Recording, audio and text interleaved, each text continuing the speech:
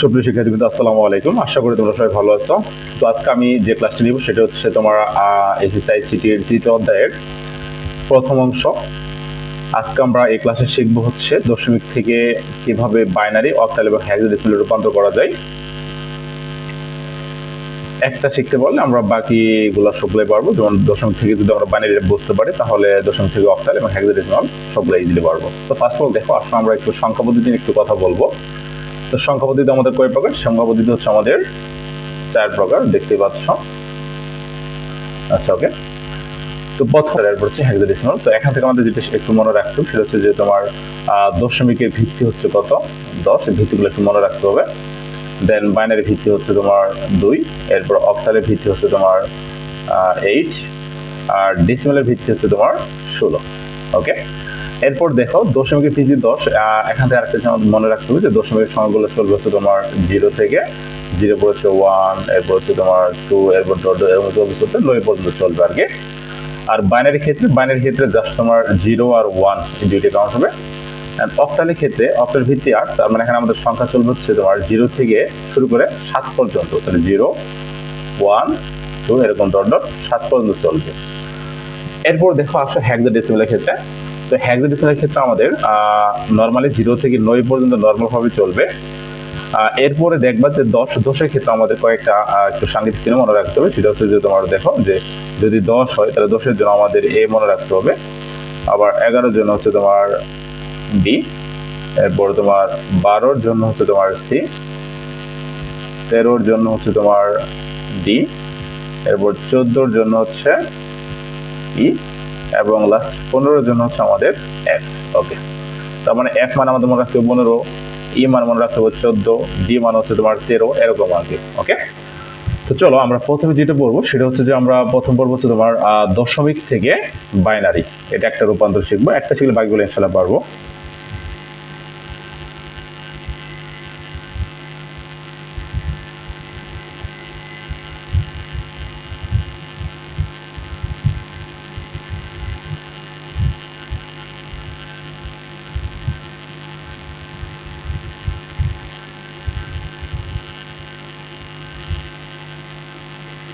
ওকে।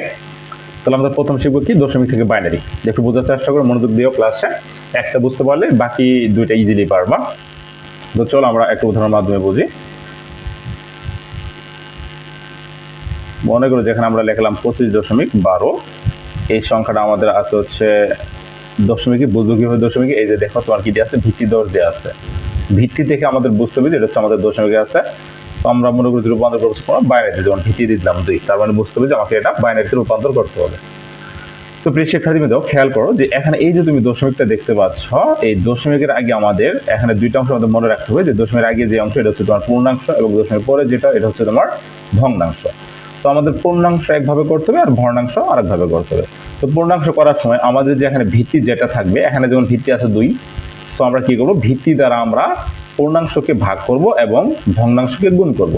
Same ভাবে যখন আমরা অক্টাল করব, সেম কাহিনী। অক্টাল ভিত্তি 8, তো আমরা পূর্ণাংশকে 8 দ্বারা ভাগ করব, ভগ্নাংশকে 8 দ্বারা গুণ করব। হেক্সাডেসিমালের ক্ষেত্রে হেক্সাডেসিমালের ভিত্তি 16, সুতরাং 16 দ্বারা পূর্ণাংশকে ভাগ করব আর ভগ্নাংশকে গুণ করব।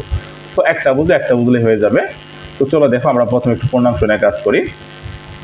তো পূর্ণাংশ কত আছে? 25। তো আমাদের কথা ছিল কি যে পূর্ণাংশকে 2 দ্বারা ভিত্তি দ্বারা ভাগ দিয়ে দেবো। যেহেতু আমাদের ভিত্তি 2, সুতরাং আমরা 2 দ্বারা ভাগ দিব। একদম শর্ট একটা টেকনিক তোমাদের শিখিয়ে দিব। এই টেকনিকটা অবলম্বন করলে তোমরা এই যে দশমিক থেকে অক্টাল এবং দশমিক থেকে হেক্সাডেসিমাল খুব সহজে করতে পারবা।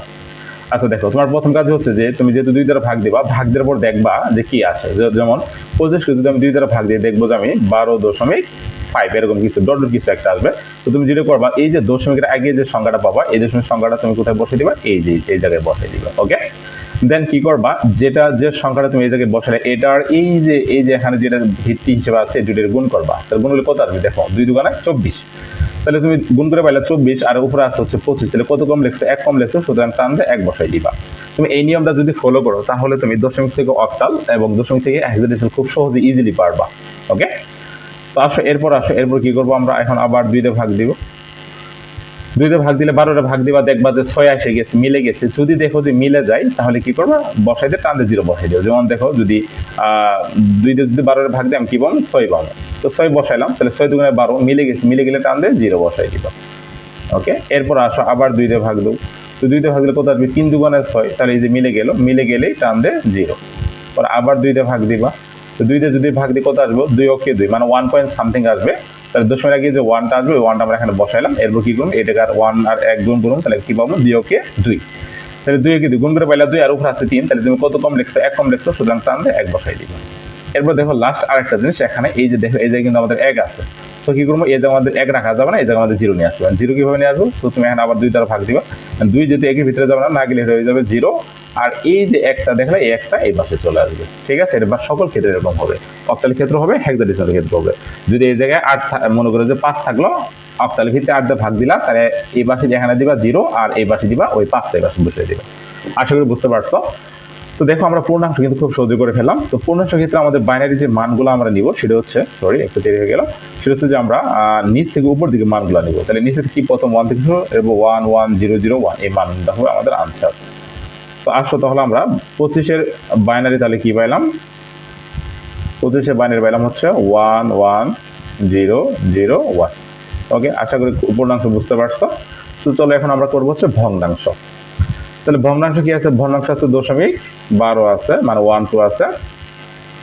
তো আমাদের কাজ হচ্ছে যে আমরা কিছু আগে বললাম যে পূর্ণাংশকে 2 দ্বারা গুণ, মানে ভিত্তি দ্বারা গুণ, আর সরি পূর্ণাংশকে ভিত্তি দ্বারা ভাগ, আর ভগ্নাংশকে ভিত্তি দ্বারা গুণ করতে হবে। তো আমরা এই ভগ্নাংশকে আমরা এখন ভিত্তি দ্বারা গুণ করি। ভিত্তি কত আছে?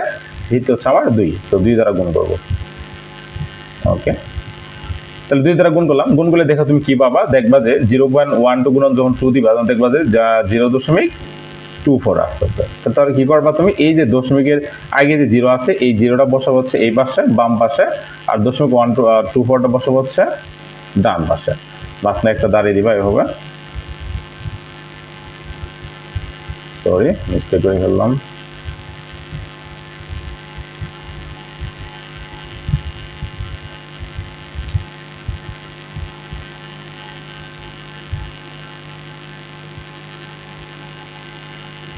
ওকে, তাহলে 0 দিলাম এই পাশে।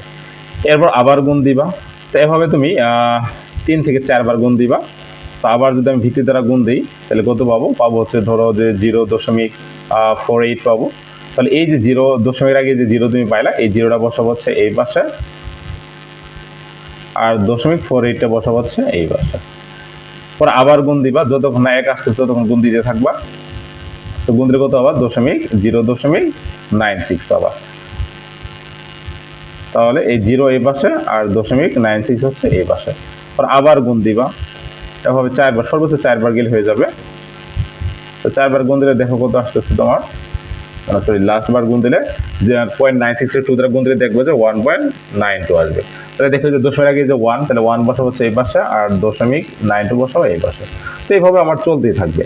তো এখানে যে মানটা পাবো, তাহলে এই মানটার রেজাল্ট আমার কি হবে? তাহলে এই মানটার রেজাল্ট হবে হচ্ছে আমার, সরি আরেকটা বিষয় খেয়াল করবা, যে ভগ্নাংশের ক্ষেত্রে আমরা যখন মানটা বসাতে যাবো, সেক্ষেত্রে হচ্ছে আমরা উপর থেকে নিচ দিকে আসবো। খেয়াল করছে একটা বিষয়, যে আমরা যখন পূর্ণাংশ করলাম, তখন কিন্তু আমরা নিচ থেকে উপর দিকে গেছি, আর ভগ্নাংশের ক্ষেত্রে উপর থেকে নিচ দিকে আসতেছি। তো তাহলে এর রেজাল্ট আমার কি হবে? এর রেজাল্ট আসবে হচ্ছে, আচ্ছা এই জায়গায় জায়গা নাই, তো এখানে একটু আমি কষ্ট বসে দিচ্ছি। তাহলে আমরা 0.12 জন্য আমরা কি পাইলাম? পাইলাম হচ্ছে 0.0001। এরপর দেখো এই জায়গায় একটা জিনিস মনে রাখবা, যদি দেখো এই যে যেমন দেখো যেখানে কিন্তু আমরা 92 কিন্তু আছে, বা আর যতই গুণ ততই কিন্তু আমাদের মানগুলো থেকেই যাবে। সুতরাং এর জন্য আমাদের কি করতে হবে? এই যে জায়গায় ডট ডট দিতে হবে, একটু ডট ডট দিয়ে দিবা, শেষ। ওকে ওকে, আশা করি বুঝতে পারছো। এন্ড পুরোটা রেজাল্ট একবারে লিখে দিবা। তাহলে পুরো রেজাল্ট যদি একবার লিখতে যাও, তাহলে কি রেজাল্ট আসতেছে তোমার? মনে করো যে আসবে রেজাল্ট হচ্ছে 25 জন্য পাইছে হচ্ছে 11001 দশমিক 12 পাইছে হচ্ছে 0001, এরপর ডট ডট চলতে থাকবে, যদি এরপর সংখ্যা আছে। আচ্ছা, আশা করি তোমরা বুঝতে পারছো। তো চলো এখন আমরা আরেকটা শিখবো, সেটা হচ্ছে যে এখন শিখবো হচ্ছে যে দশমিক থেকে অক্টাল।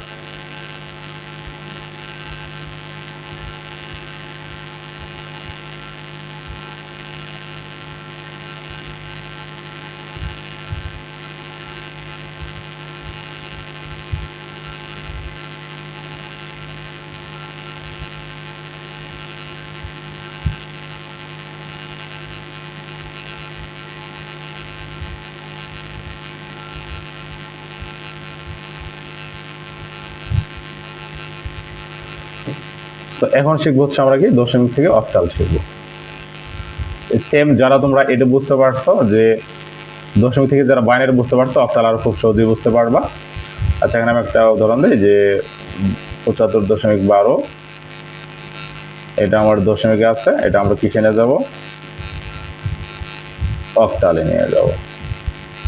তো সেম একই কাহিনী, যে এখানে যে তুমি পূর্ণাংশটা দেখতে পাচ্ছ, এই যে পূর্ণাংশ, এই যে দশমিক পরে রয়েছে ভগ্নাংশ, তাহলে পূর্ণাংশকে কি বলছিলাম যে পূর্ণাংশকে আমাদের ভিত্তি দ্বারা ভাগ দিতে হবে। তো চলো করি, তাহলে এই যে 75 ভাগ হচ্ছে কত, 8।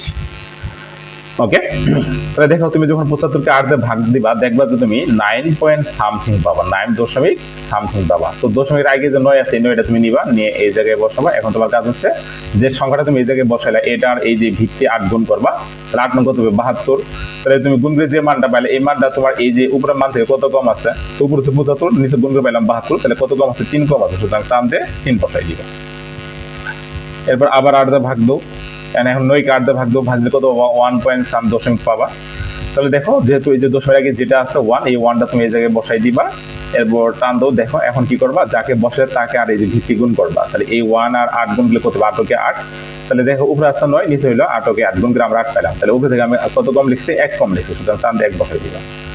আবার দেখো, আবার এখন 8 দিয়ে ভাগ দিবা, কারণ আমাদের এই জায়গায় কি 1 রাখা যাবে না, 0 রাখতে হবে। তো 8 তো এর ভিতরে যাবে না, তো এই জায়গায় হবে 0, আর এই 1টা তুমি এই পাশে বসাই দিবা। সেম ভাবে যদি এই জায়গায় তোমার 5 থাকতো, 8 কি 5 যাবে, যাবে না, সেক্ষেত্রে 5টা আমার এই যে 1 এর জায়গায় বসে যাবে। আশা করি বুঝতে পারছো। তাহলে এটা গেলো আমার পূর্ণাংশ গেল। তো এটার মানটা দিলে আমার রেজাল্টে কি পাইলাম, মানটা পাইলাম হচ্ছে 113। আচ্ছা, এখন আসলে আমরা ভগ্নাংশটা করবো।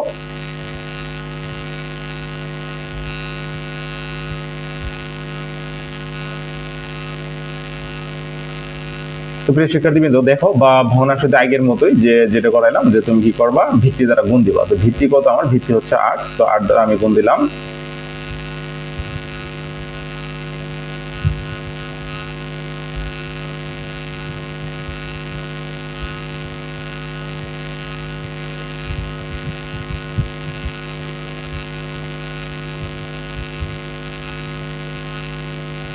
আচ্ছা, 8 দ্বারা গুণ দিবা, গুণ দিলে কত পাবা,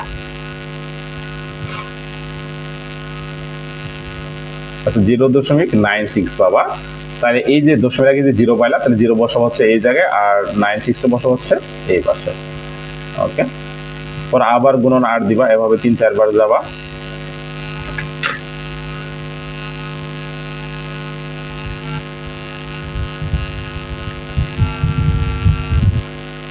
গুণ দিলে পাবা হচ্ছে তুমি 7.68। তাহলে দেখো এই যে দশমিক আগে যে 7টা পাইলাম, তাহলে 7টা বসাবো হচ্ছে আমরা এই পাশে, আর 0.68 বসাবো হচ্ছে এই পাশে।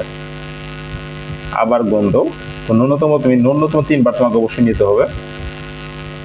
তাহলে 0.68 গুণন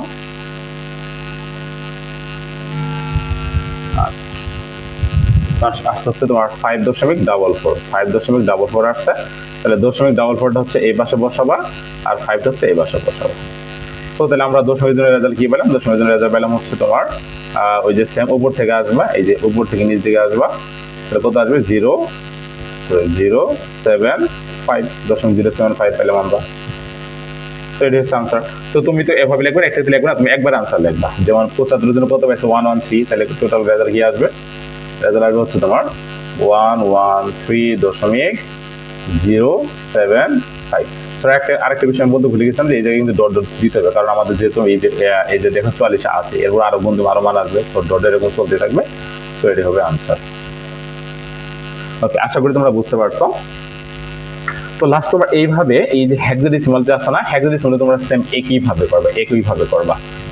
ওকে, তো আমি একটা দেখা দিই একটু ছোট করে।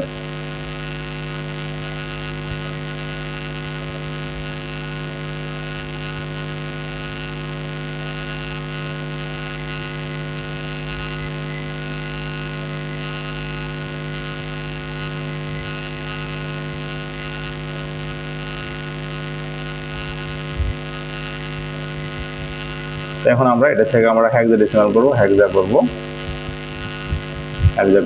মনে করো যেখানে দিলাম হচ্ছে আমরা 700,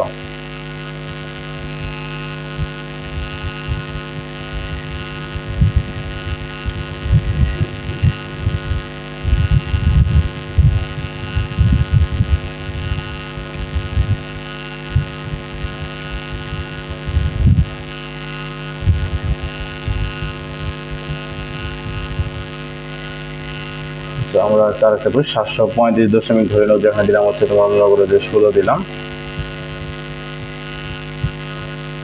এটা আমরা হেক্সাতে রূপান্তর করবো। আচ্ছা, সেম কারিতে আমাদের এখানে ভিত্তিগত 16, তো সেম আমরা কি করবো তাহলে, যে আমাদের পূর্ণাংশটা আছে এটাকে আমরা 16 দ্বারা ভাগ দিব। তাহলে 735 ভাগ 16 ভাগ দিলে দেখবো যে আমরা 45 দশমিক সামথিং কিছু পাচ্ছি। দশমিক যে 45 আছে এটা তুমি এই জায়গায় বসাই দিবা, বসাইলাম। এখন তোমার কাজ হচ্ছে যে 16 আর 45 গুণ করো, তো 16 আর 45 গুণ করলে কত পাবা, 16 গুণন 45 পাবা হচ্ছে তুমি 720।